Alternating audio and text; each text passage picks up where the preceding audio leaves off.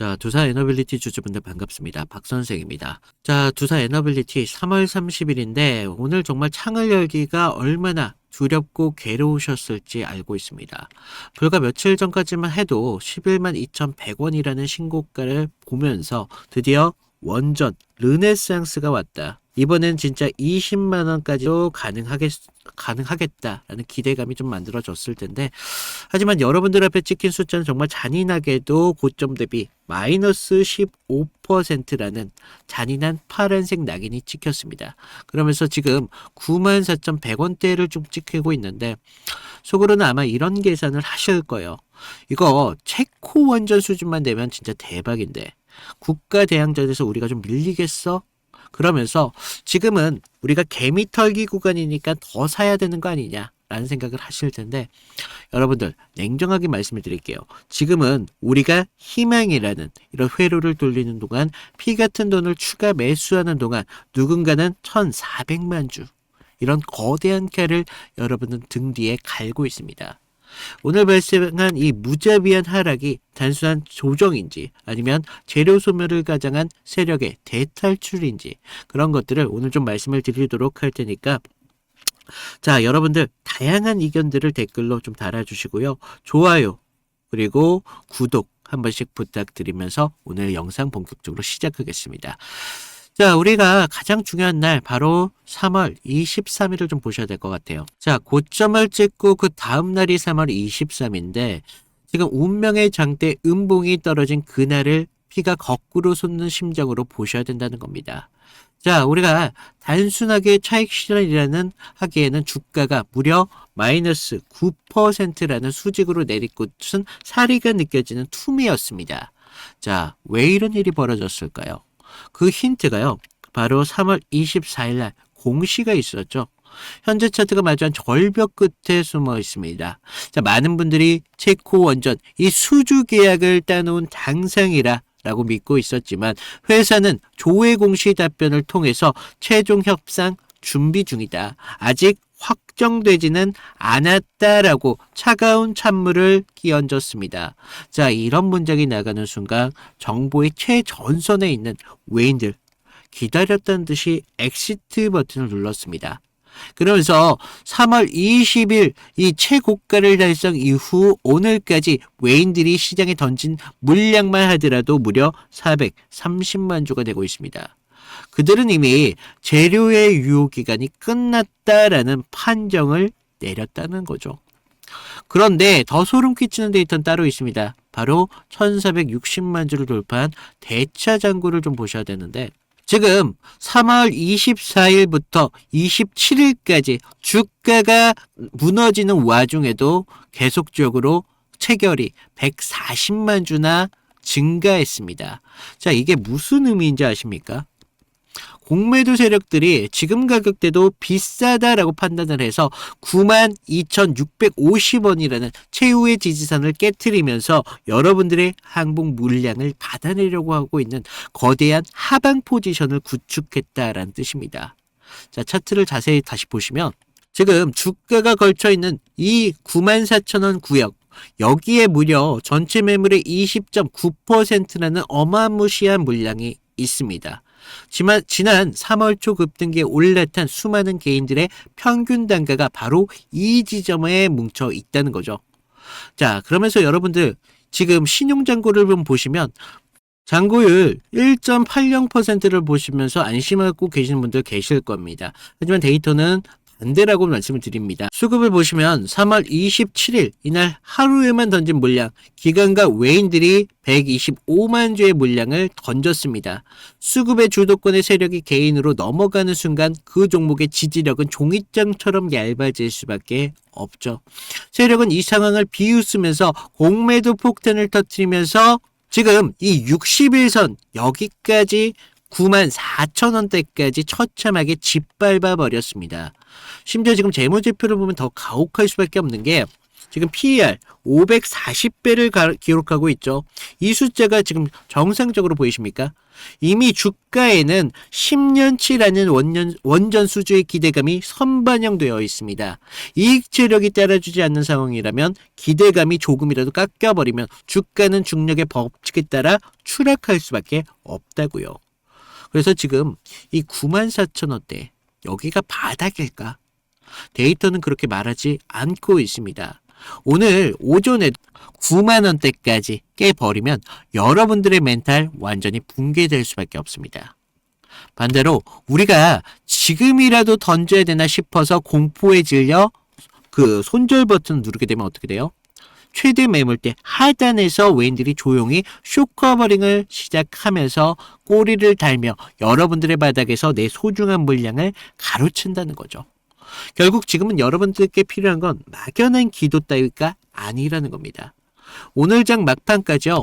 이 94,000원대 어떤 주체가 어떤 창구를 통해서 방어를 나서는지 우리가 실시간으로 확인이 필요한 자리다. 그래서 사실 여러분들이 영상만 보고 대응을 하시기에는 사실 쉽지 않은 그런 구간이에요. 그래서 두산 에너빌리티 같은 대형주는 초단위로 수백억이 움직이는 전쟁이 만들어지고 있습니다. 그래서 우리가 어디에서 비중을 줄여야 되는지, 어디에서 기술적 반등에 대한 맥점을 잡아야 될지, 이런 실전적인 기준이 없다면 무조건 털릴 수밖에 없습니다. 그래서 제가 여러분들과 실시간적인 대응하도록 무료로 지금 진행하고 있고요. 아래 구독과 좋아요 한 번씩 눌러주시고요. 위에 제 개인 번호 남겨놨습니다. 제 개인 번호 여기로 통해서 두산 또는 구독이라고 남겨주신 분들은 제가 여러분들과 실시간적인 타점 같이 잡아드리도록 하겠습니다. 그래서 우리가 지금 1,400만 주라는 공매도 뒤에서 실질적인 숨은 의도를 보셔야 된다. 그리고 지금 당장 사수해야 될 장중 대응 기준을 즉시 무료로 같이 대응하도록 하겠습니다.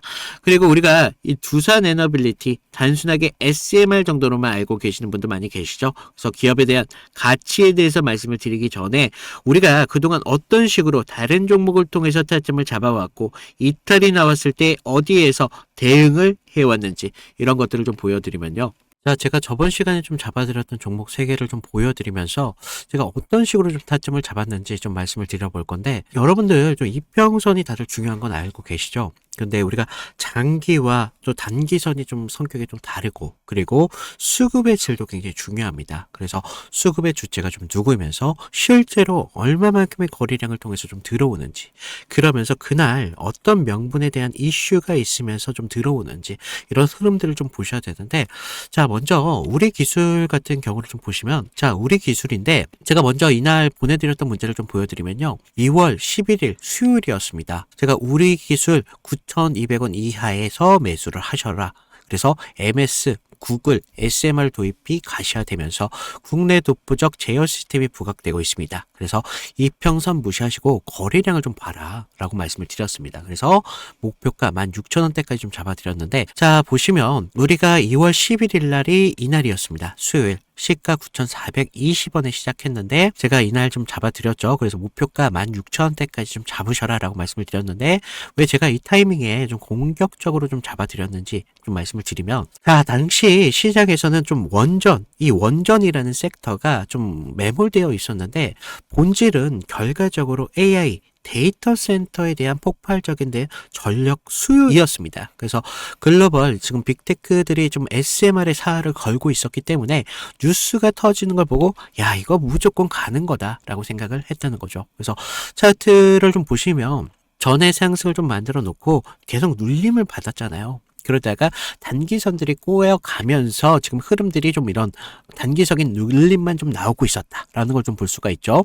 그래서 이후 좀 이런 행보를 가져가면서 단기선들이 수렴하는 구간을 거쳐서 좀 이제 정배열 확장 구간으로 넘어가고 있었다는 거죠. 그래서 9만원대에 대한 매물대의 상당에 대한 돌파를 확인하면서 전날 우리가 호가창에 좀 매수세가 들어왔다는 걸 봤다는 거죠. 그러면서 11일 날 시초가 9,400원대까지 올라오면서 강한 매수세가 보였습니다. 그리고 제가 좀 여러분들에게 타점을 잡아드렸었는데 우리가요 사실 이런 재료들을 읽어가면서 타점을 좀 잡아가야 된다는 거예요. 이런 재료들을 알아야 차트의 선행을 가져갈 수 있다는 거죠. 그래서 이날 우리가 좀 기회를 잡으신 분들은 좀 축하드리고요. 자, 다음 보실 종목 HLB입니다.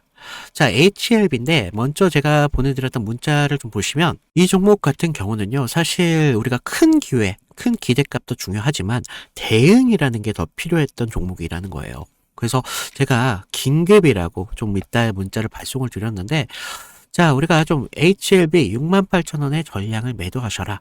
FDA 호재는 이미 반영이 끝났습니다. 그리고 이격도가 120%를 좀 넘어가면서 기간 외인들 차익 매물들이 쏟아집니다. 지금 안 던지면 내일이라는 건 없습니다. 라고 좀 과장되게 좀 말씀을 드렸는데 자, 우리가 1월 28일 날을 좀 먼저 보시면요. 이날이었어요. 시가 66,900원에 시작했는데 지금 위아래 꼬리가 강하게 달린 흐름을 볼 수가 있죠. 그만큼 변동성이 굉장히 컸던 날이었습니다. 그래서 지금 우리가 좀 재료를 좀 보셔야 되는데 그동안 좀 수개월째 우려먹었던 이 FDA 승인에 대한 기대감이 이제 막 좀 끝물이었다는 거죠. 그래서 중요 발표 전에 사실 우리가 좀 뉴스에 팔아라 뭐 이런 말이 있었다는 거죠.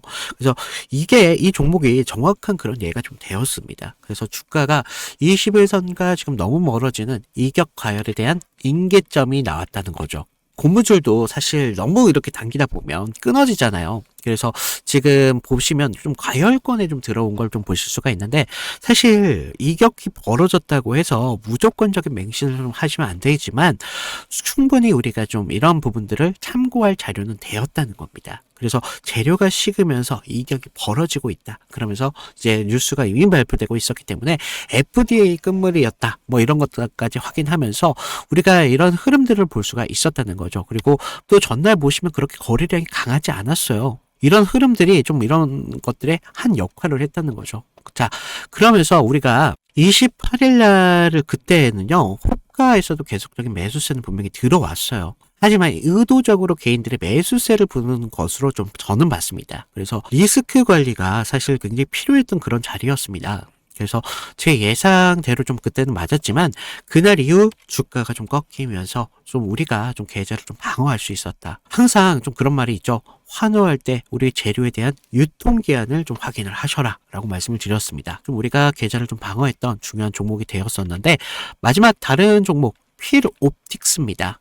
자, 이건 지금 아무 관심도 없을 때 제가 조용히 매집을 끝냈던 종목이었는데 먼저 문자 내용을 보시면요. 1월 22일 날 제가 목요일 날 드렸습니다. 그래서 필옵틱스 44,800원에 매수를 하셔라. 유리기판 섹터에 대한 잠룡입니다. 바닥권 매집봉 3개가 포착이 됐고요. 남들이 끝날 때 할 때 우리한테는 기회가 될 수 있습니다. 1차 목표가 55,000원대까지 편안하게 가져가세요. 그래서 비중 20%까지 채우셔도 굉장히 좋습니다. 라고 말씀을 드렸는데 어디까지 올라갔어요? 지금 63,300원대까지 올라갔다는 거죠. 1월 22일 날 이날이었는데 1월 22일 이날 시가가 42,600원에 시작을 했습니다. 그런데 제가 얼마에 잡으라고 했었죠? 44,800원에 좀 잡으라 라고 말씀을 드렸죠. 그래서 당시에 좀 반도체 섹터는 조정을 좀 받고 있었던 분위기였는데 차트도 지금 21선 좀 밑에서 움직임을 가져갔었기 때문에 좀 많이 불안했었습니다. 그러면서 지금 삼성과 인텔이 낙점한 유리기판, 이 유리기판이 압도적으로 재료에 저는 집중했다는 거죠. 그래서 필옵틱스는 그 장비를 가장 먼저 좀 이렇게 납품할 기술력이 좀 있었고 차트상의 횡보는 세력이 개미를 지치게 하는 좀 매집이었었다는 거죠. 12월 9일 날을 보시면 연속적으로 좀 거래량이 좀 터진 걸 볼 수가 있습니다. 이날 보시면 12월 9일 이날이었는데 이날 거래량은 이렇게 좀 터졌었지만 계속적인 횡보의 움직임을 가져가면서 지지부진한 움직임을 계속 만들었다는 거죠. 그래서 이제 매집이 좀 마무리됐다라는 걸 좀 볼 수가 있었는데 그 전부터 좀 매물이 좀 나왔지만 너무 거래량이 크지가 않았었어요. 그래서 다시 한번 이런 흔들림이 분명히 필요했었다는 거고 이런 상승을 만들기 위한 필수적인 구간이었다는 겁니다. 그러면서 이렇게 상승을 만들었습니다. 그래서 전고점에 대한 돌파까지 이루어내면서 결국 지루한 행보 구간을 거치신 분들은 우리가 오히려 기다림을 가져가면서 충분한 기회로 만들 수 있었다는 거죠. 그러면서 상승을 만들었고 전고점에 대한 돌파까지 좀 확인을 할 수 있었습니다. 결국 이런 지루한 행보를 이기신 분들이 상승분을 모조리 다 복구까지 하면서 기회를 만들 수 있었다는 겁니다. 결국 지금과 같은 기회들이 어떤 기준으로 들어가느냐, 거기에 따라서 여러분들의 계좌가 달라질 수밖에 없습니다.